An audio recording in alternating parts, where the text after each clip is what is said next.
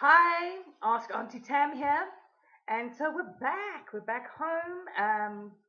I'm not house sitting anymore, but I still thought, a little bit of a different background would be, pretty cool. And I know this one's a little bit boring. There's no Buddha. There's nothing terribly interesting happening behind me, but the chair's comfortable. So I just want to let you know straight away that I'm taking a bit of a 2, maybe 3 week break from the videos just for myself so that I may rest. And then I'll be back to usual programming after that.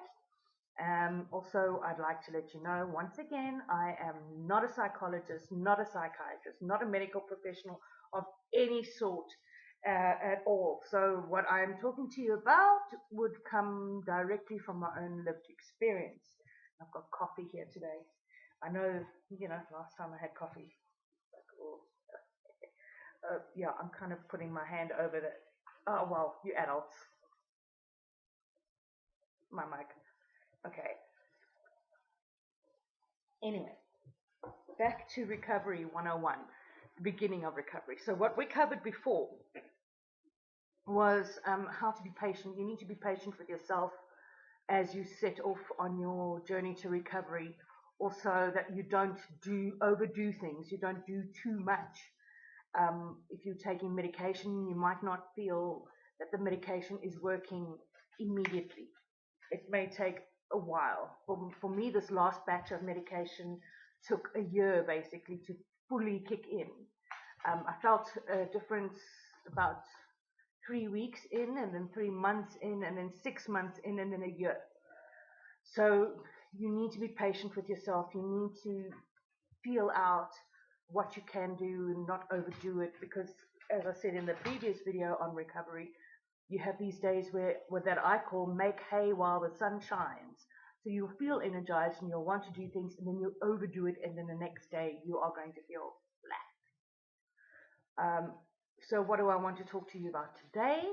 Today I want to look at the beginning stages of recovery. Now you've just got yourself whatever treatments you need. You're seeing your therapist. Therapy. You're seeing your therapist. You're getting the help you need. So you're actually more than just a foot in the water. You're now basically up to the ankle in the water of recovery. And again, what I will say is you are probably going to be experiencing more off days than on days. You're going to be experiencing, from my experience, what I felt was I was questioning if the therapy was actually working, if my medication was actually working, because I had days where I would be really emotional, I'd cry, and I'd be, feeling really low in confidence and self-esteem. So that brings you down. That brings you down enormously. And when you go to work, and you're tired and you've got no self-esteem, and it just, that's what it feels like. Those days are going to happen, particularly at the beginning of your recovery. These nasty cuck days. What's my tongue? So these cuck days are going to happen. And how I found, because a way to deal with those, because they are quite disruptive. Because here you are embarking on recovery, getting yourself better, and then you still having, I've done a video on a rough day for me, but then I experienced the rough days less and less and less the more my recovery went on. And so now when I have rough days, they're not so one after the other, like in the beginning of recovery. Because remember, in the beginning of recovery, that's when you're starting to look at the issues with your therapist. You're starting to heal if you're on medication. So you're starting to heal physically. You are doing whatever you feel is necessary to bring yourself back. You've cut back on certain activities so that you can conserve energy. And that's an important thing to do. I know it's stuff you love to do, but for me, it was karate, and I needed to cut back on the obligations that I had made and the events I wanted to attend, and to conserve my energy and to use that for my recovery. And that's what we don't talk about a lot. We feel, okay, now I'm on recovery. People are going to expect to see me out there. No, it's stuff then. Really? They're going to expect to see? No. Stay at home.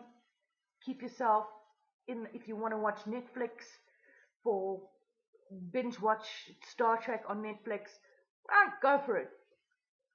You're in recovery. You're not expected to run about and hang out with friends and throw a rock concert and take on more than you actually can handle. You need to be so careful with that. And I'm learning that even now. Even now. And it's a year and a bit along, and I'm feeling better, and I'm feeling stronger, and I'm feeling, well. Even now, I am learning about how bad I am at saying no. And I kind of tend to pile things on, even though I'm saying to you, don't do the make hay while. Yeah, I can pile things on if given the chance. It's true. I'm not infallible. I'm giving you this advice, and I need to take it myself because yeah, I'm also human. But what I'm telling you about is really coming from my experience, from what I've experienced in recovery. So right. Oh hell, I've forgotten what we were talking about. So your recovery journey can be really, really bumpy, especially at the beginning. Um, and this is not your fault. Just don't berate yourself and don't go. Um, try not to put yourself in that dark space again. What I do is remind myself that this day, this cuck day, this off day is temporary. This setback is temporary because you feel like you've taken one step forward and 10 steps back. And that's not really the case. You are still progressing.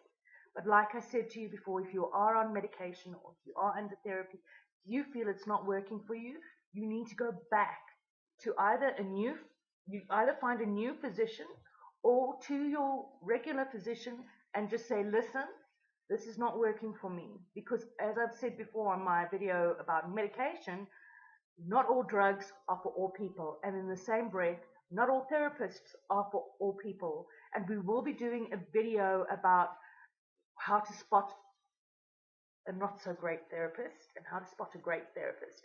Because even though we think, okay, therapy is wonderful, there are people who should not be therapists at all. But then you have some fantastic people who really that is their calling and they're amazing at it. So again, when this happens, and if it's happening far too regularly for you, talk to your doctor, talk to your therapist. Perhaps during a therapy session, something really difficult has bubbled up to the surface that you've had to deal with, or a realization about yourself that is not comfortable, change that you need to make in your life, whatever it is that's come up for you, some of those things can be hard to tackle because some of them can be like, really? I do that? Or really? This is why I feel the way I do? And sometimes it can just really blow your mind. So you do need time to process that. So if you are having difficulty processing with whatever's come up in therapy for you, go back to your therapist and tell them you are having trouble processing this. If you feel that the medication you're on is not working for you, go back to the doctor. Or if you don't like that doctor, or if you don't no longer trust that doctor, find a new one. You can. It's fine. You don't have to keep going back to the same doctor. You need to find people who are willing to stand beside you, and particularly this is where your tribe comes in. And I'm talking tribe because not all your family and not all your friends are going to understand what you're doing, understand how you're feeling, or understand your growth. So find yourself your tribe. I'm lucky I have managed to find a tribe. These are people who support me 100%, no questions asked, unconditional love. It's tough to find a tribe. It's tough to find those people that you can talk to openly. But if you do have those people in your life, turn to them. Talk to them. I have found that incredibly helpful. They've talked me down so many times. Um, and they'll help you talk you through your tough day. Explain. If they say, hey, listen, let's go for a coffee. No, listen, I'm having a tough day. They'll know what you mean. And they'll say, well, what can I do to help you? Instead of, you're not coming out, you're such a failure, blah, blah, blah. You don't want those people. Those people you don't want. You don't want the people that are going to be, you're always canceling, you're always failing, you're always... Those are the crazy makers. You don't need the crazy makers at all. Seriously, get rid of them. So again, you're finding yourself finding these humps in the road. Number one, they're only temporary. Breathe through it. Number two, if you feel that you need to change therapist or you need to change your doctor, do that. If you feel that what's come up has come up because of an emotional experience during your therapy sessions that you're finding difficult to process, go back to your therapist, tell them that.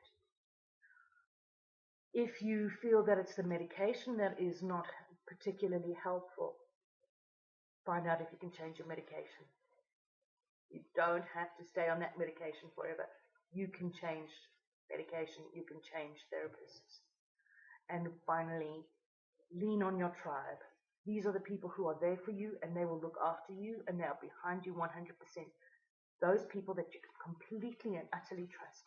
Open your hearts to them and let them support you because they want to. Now that's all from me today. I will see you again in a couple of weeks. I know that this has not been a particularly long video, but we are going to talk again in about 2 or 3 weeks. So have a good one and look after yourselves. Prioritize your mental health.